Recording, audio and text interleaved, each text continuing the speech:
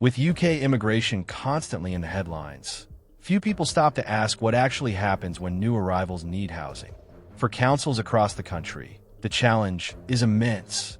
Every year, thousands of people arrive needing immediate, safe accommodation, often with no prior notice and limited resources available. This pressure comes on top of an already stretched housing system, rising rents, long social housing waiting lists, and tight council budgets. Housing new arrivals is not just about finding spare rooms.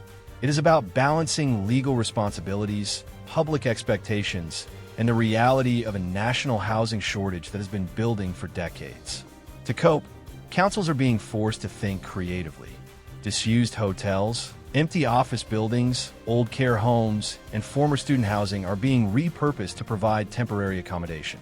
In other areas, modular housing units are being installed on unused land to create quick, low-cost homes that can be moved or expanded as needed. These solutions allow councils to respond faster than traditional construction, but they also raise difficult questions about location, living standards, and long-term sustainability. At the same time, councils are working with charities and local communities to support integration, helping new arrivals access healthcare, education, and language support, so that pressure on services reduces over time rather than increases.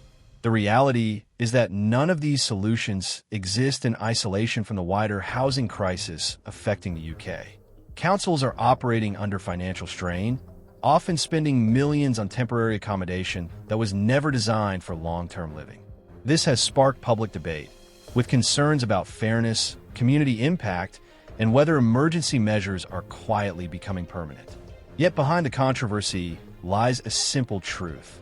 Without long-term investment in housing for everyone, councils will remain stuck in crisis mode.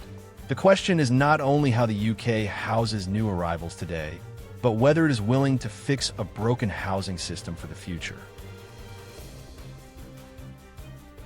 Another part of the challenge rarely discussed is speed. Councils are often given very little time to prepare before new arrivals need accommodation. This urgency forces short-term decisions that are not always ideal, such as relying on hotels or emergency housing for longer than planned. While these options keep people safe, they are costly and can isolate families from normal community life. Councils know this is not a sustainable approach, but without faster access to permanent housing, temporary solutions remain the only option. There's also a long-term question about integration and opportunity. Housing is the first step, not the final goal. Where people are placed affects their ability to find work, attend school, learn English, and build stable lives.